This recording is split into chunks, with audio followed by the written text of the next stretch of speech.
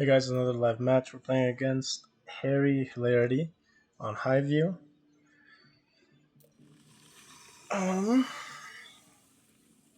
He's Roos, which is going to be interesting. So I've been trying against Roos, just doing an early stable build. I'll see how this goes. Can I get my con, please? Okay. DC just glitched out. Love this game sometimes.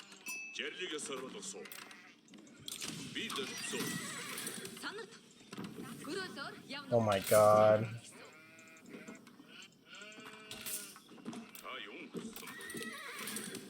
Go this way.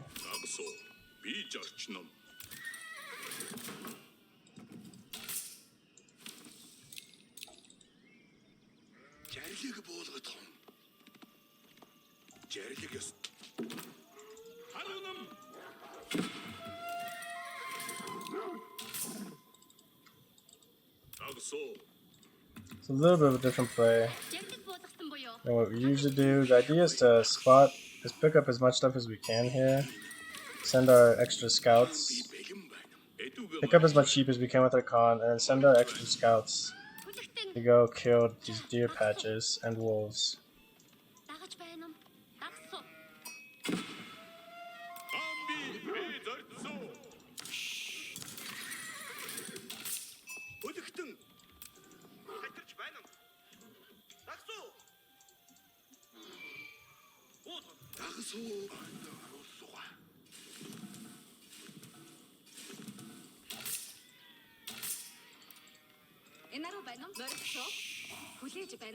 And then we want to be able to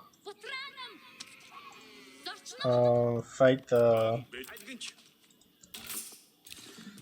either the early barbican placement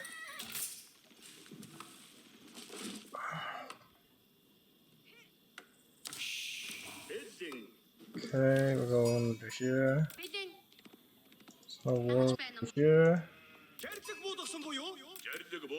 Okay, here's his scout.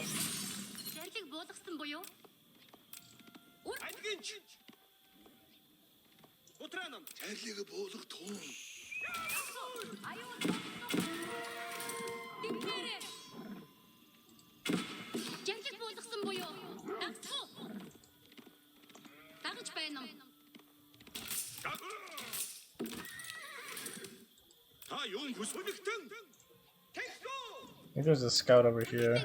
Or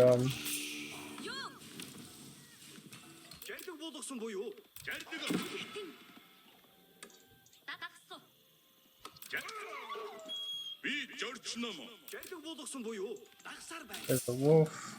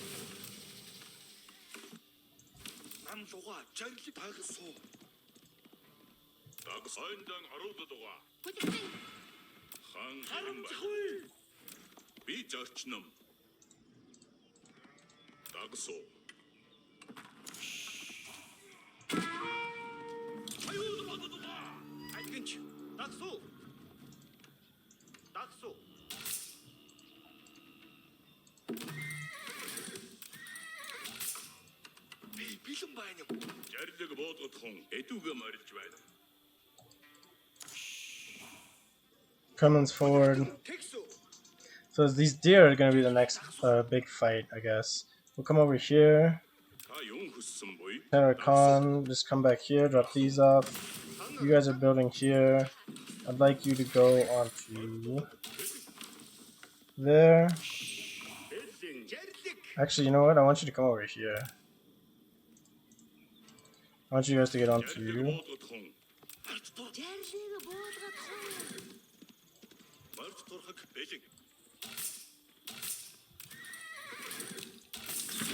Oh, we haven't built an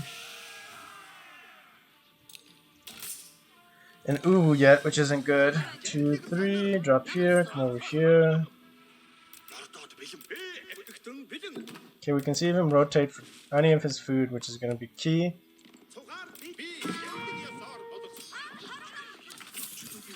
Let's keep the scout right here.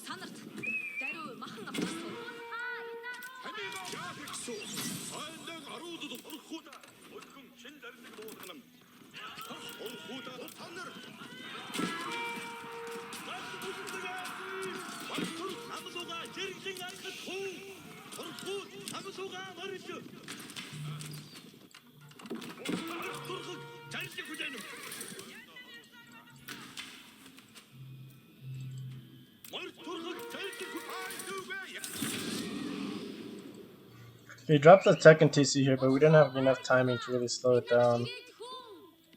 These couple of turn-ins are going to be pretty big for us to get us where we want to be.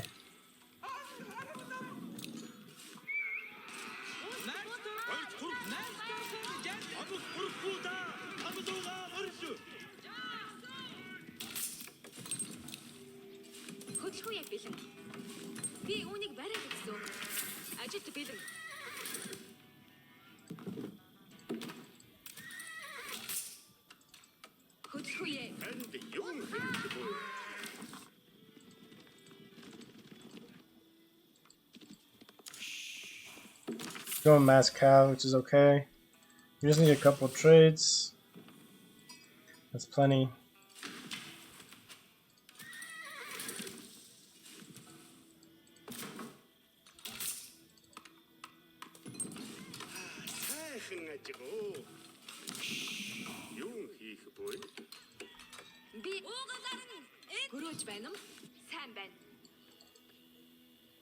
Everyone's on food and gold, so he's not looking to castle up, and we are, so a little bit of a risk here.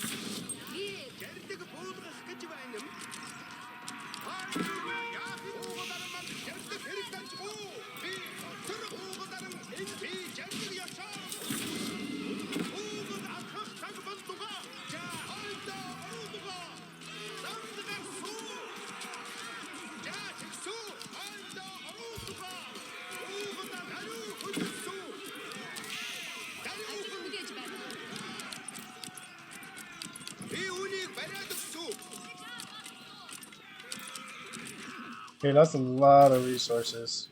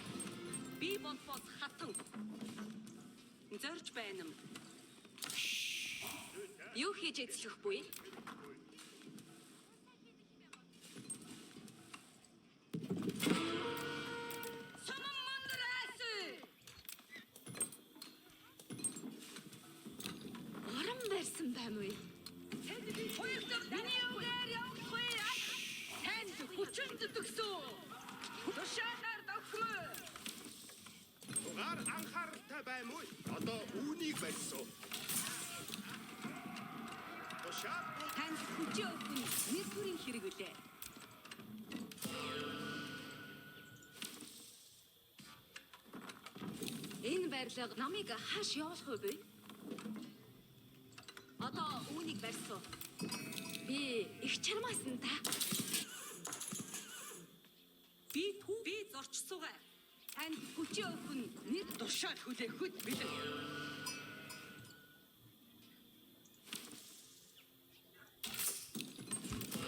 Надруу тохиолгүй. Одоо юм тушаал хийж бармой.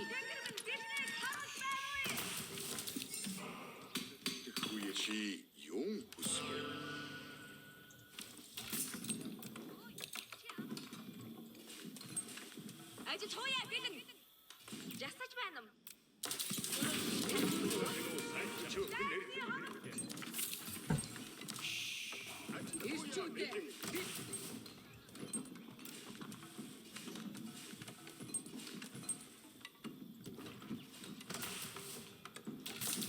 Зүйтэй. Хинт ажил хэрэгсвэ?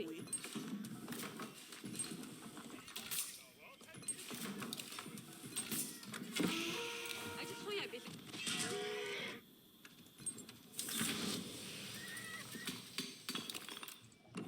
Одоодох цаг үедээ. Их чармаасан да. Танд зүтгэхүйе бэлэг. Юу хийж эзлэх буй? Би танд дайгуулсан. Тушаал хүлээхэд бэлэн. Ирчүүд би мандайдан явсан. Ирчүүдээ зөрөгтэй давшиггүй. Should be able to get a nice hit here Ажиллах цаг бол. with him not being able to see. Марта аргас бэлэн.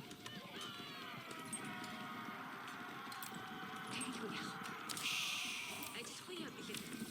Хүчин зүтгэсэн. Ирчүүдээ хөдөл.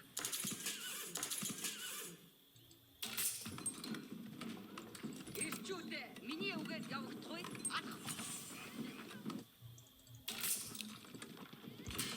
Яаж дуусчихвэ? Намайг хааш явуулах вэ бүй?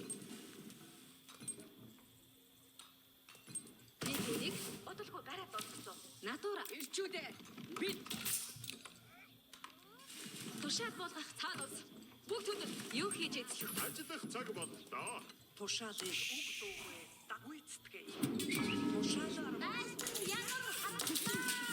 цаг Тушаалыг үг дуугүй дагах уу яа? Бэлэн. хинт ажил хэрэгтэй. Одоодох цаг ирлээ.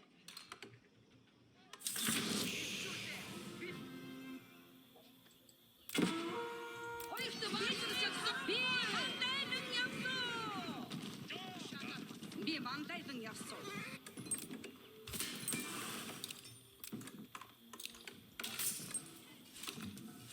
ажиллах цаг боллоо. Ажиллах уу яа? Ийм хэд барьж өгсөн. Би бол бас одоо хийсэн. За, би билүүч. Уян үйл Тушаалаар яв. Ажиллах цаг боллоо. Ажил хуяа бэлэг. Уугад ардаа. Тушаалын тэр бэлэг. Би дайсныг харуулъя. Тушаал хүлээхэд бэлэг. Өөрөөртөө байх нь сайн чанар. Та заагдахгүй. Ирчүүдээ хөдөл. Тань одоодох цаг үедээ тушаал хүлээхэд бэлэг. Ирчүүдээ бид танд заамга болсон. Ирчүүдээ ирчүүдээ бид Хаан таны хүлээ надуур тушаалгүй. одоодох цаг ирчүүдээ бид та юу хэмээн тушаах вэ? Ажиллах цаг боллоо. Би түүнийг одоогүй барай дууссан. Чи Тушаал бэлэн. Ирчүүдээ бид ирчүүдээ тушаалыг үг Та таашгүй. ажил хуяа бэлэн. Юу хийж эзлэх вэ? Тушаал Юун тушаахгүй бол? одоодох цаг үедээ. Зүйтэй. Хинт ажил хэрэгтэй вэ? Намайг хааш явуулах вэ? Юу хийж эзлэх вэ? Одоо үнийг барьсан. Би бол бас хаан. Ирчүүдээ бид рүү харж байна уу? Уугад ардаа. Хилэн боллоо. Одоодох цаг үедээ. Арига байгуу. Ирчүүдээ бид танд зүтэх хүн. дуулууртай байх нь уу сайн чанар. Гэмнэх хүмүүс бай буюу.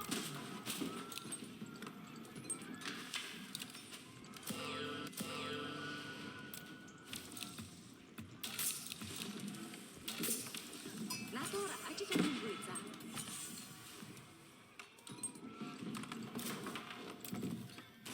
ажил хоёо билээ. Одоо үнийг барьсан.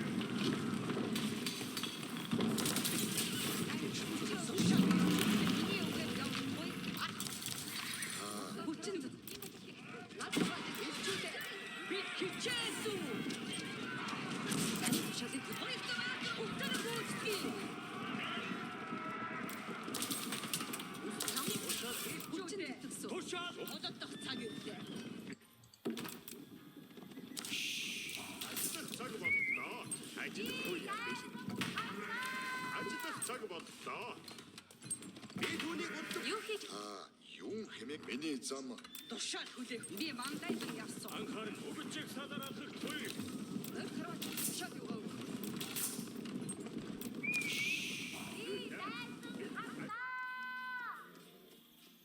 Юу хий замдаа явж баймгүй.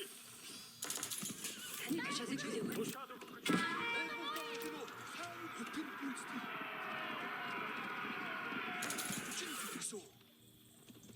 Элчүүдэ. Бид өгөрчөлөө харгуур тушаал хүлэм. Монгол хүлэн болно. Цугаараа анхаарахтай байна. Би танд банч өгсөн. Алтан харваач тушаал хүлэм. Ажил хууя бидэн. Юу элчүүдэ. Тушаал элчүүдэ. Хөдөл. Элчүүдэ. Надад ажил өгнө байцаа. Одоо үнийг барьсан.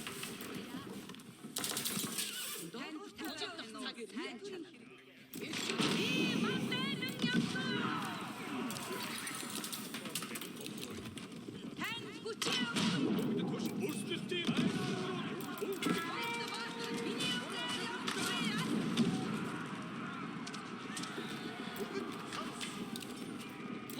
тушаалыг тань явж байггүй.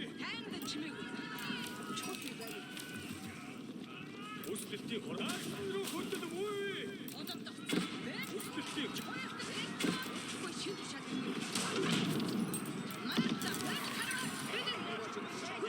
харваач та.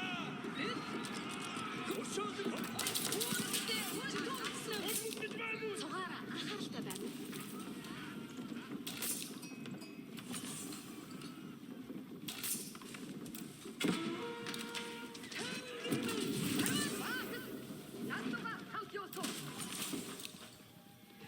Дуртай танд цаана болсон. Хоёрт баатрууд мондо. Хоёрт баатрууд эсчүүдэ. Хөдөл танд заамдгаа болсон. Ажил хууя бий. Зүйтэй энд ажил хэрэгтэйгүй. Одоо юу хийж эцэслэх вэ? Ажил хууя бий. Ата тушаалыг Эсчүүдэ. таны туш өгөрчөлөө харгуур байдаг.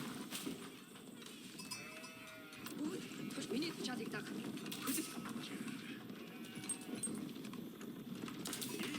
Чаргайсанда Эсчүү чимээг өгөрчөлөө харгуур тушаал хүлээх. надад ажил Өгөрчөлөө харгуур байдаг. тушаг хийжээсэн. загуус замыг минь гэрэлт Бүрсдэлтийн хороо тушаал хүлээх.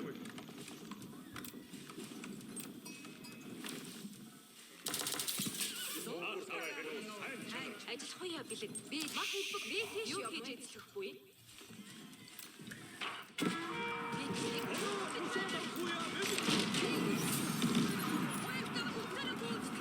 Бүрсдэлтийн хороо тушаал хүлээх.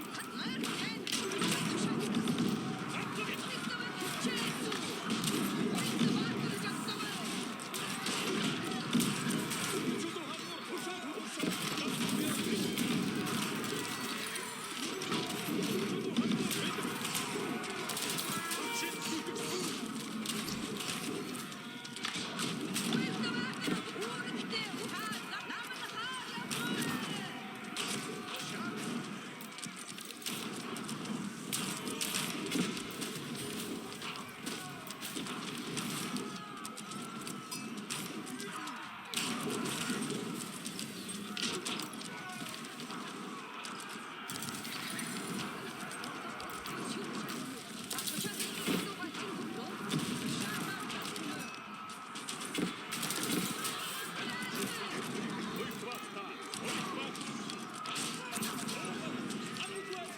Rus just feels like a better Mongol. He had stronger horse archers and castle. I don't know.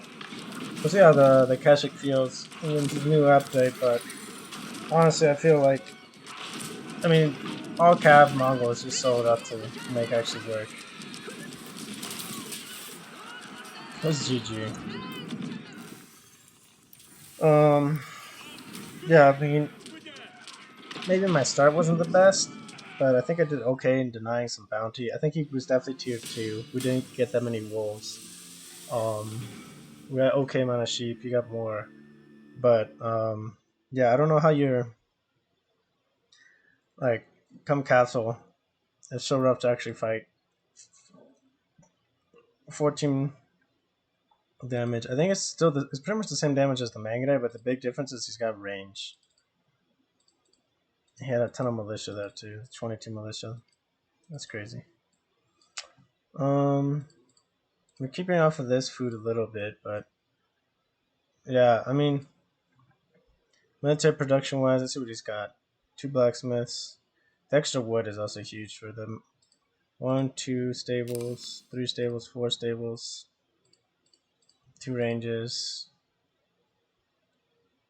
So yeah, 2, 4 stables, 3, 4 ranges, 4 stables, 4 ranges, 2 sieges, and we only had um, 3 stables, 2 ranges. So in terms of infrastructure too, we were way behind. This wasn't like a sustainable process for us in terms of military production. So we probably could have invested more in building military units. And I mean, we were like really cornered into our base here. The steppe that was giving us more than enough gold, and we only had a few villagers on gold. You can, well, I mean, right now our food and wood production was suffering, but even taking that fight that I did, I should have just maybe peeled back here. But I think another issue is that our Mangudai were they've produced like half the time as the horse, or double the time that the horse archer does. The knights are the same, pretty much. He did have +2/+2s all over. I think we only had we had +1/+1. We had 230 health. So he has his knight upgrade already. So that's why he's got 260. Okay. So and then this is just gonna be kind of like in we're gonna have feudal age knights as Mongols now, but they're gonna be weaker. So I'm really curious to see what they're not gonna stack up against the Rus or the French knights. And they're gonna be like a raiding unit, but I don't know. We're gonna see how it goes. Like the raids are gonna be nicer that we're gonna be able to pull off, but again, when you just lose straight up fights, there's only so much that your army can do. So I don't know. I just it felt kind of bad. Villagers, he had way more villagers. He also did do go 2 TC, and we were booming with trade, but it got us to castle, but it wasn't enough to like pull us ahead of the game. And then he was at 2 TC, um, which is also pretty big. He did go Abbey of the Trinity, so denying him relics was kind of nice, but that's probably another part of our big gold income was the relics that we had. So maybe infrastructure was a big issue here because when we had those 2 mangonels, that was big in being able to hold. Um, but it wasn't like enough firepower to like really turn the fight. So that might have been another thing if we could have dedicated to more mangonels. We also had 2 prayer tents, so that's another thing I almost never do is just build monks to heal kind of my front line of knights. So that's definitely something that could have been semi useful and could have maybe turned that one battle because if we hold this fight, he's not going to be flooding into our base like he is. So and he's out of gold. It looks like yeah. So yeah, just definitely some things we could definitely change. Maybe get better. Maybe it wasn't like definitely a winnable fight, but if you had more infrastructure. But yeah, we're floating a bunch of wood, and yeah, I don't know. I think we just needed more knights, more of a front line to hold for our Mangano because we were close. He was down to I guess he's going 9 horsemen and 6 knights. So it's not that close, but and he's got even more here. But this part of those were just new units flooding in. If we see before that big fight, what was our military count? Okay, yeah, so yeah, I mean, he definitely had more military than us. We were chilling at 30-ish, and he was chilling at 70-ish. And this big jump is the militias that he brought in, so that came in after the fight because they weren't there at the beginning of the fight. So, Yeah, 32 militia. That's where that big spike was. But yeah, we probably could have held better. Another thing too is like if our mangonauts, if we had focused on those knights, if we had focused on those guys, it's the other thing. He had a bigger archer mass, so those delayed kind of fights is definitely really beneficial to him. And we only had again 2 ranges, so that's why he's cranking out so many of these because they're built in half the time as the Mangada, and he's up 2 ranges on us too. We had 2 ranges, he had 4 ranges, and he had 4 stables. So yeah, maybe a big thing. Oh, he had 5 stables. One, two, three, four, 5 stables. Yeah, so military infrastructure wise, he was way ahead, and that might have been a big thing too. Is not having enough military infrastructure to actually support us um, properly. Because there was definitely times where we had a bunch of eco and stuff. Before that fight, we panic built a whole bunch of units too.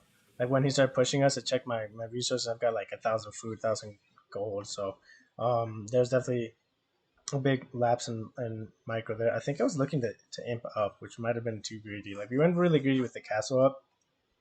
The imp up would be huge in terms of tech, but for like better trades in our army. But just having a mango mass and being able to hold here, we had more than enough gold here for the age up. And then eventually we would have had to push out. So yeah, maybe a big mistake on my part in not committing to units there and not committing to more infrastructure. So good game to our opponent. Thanks for watching, guys, and I'll see you on the next one.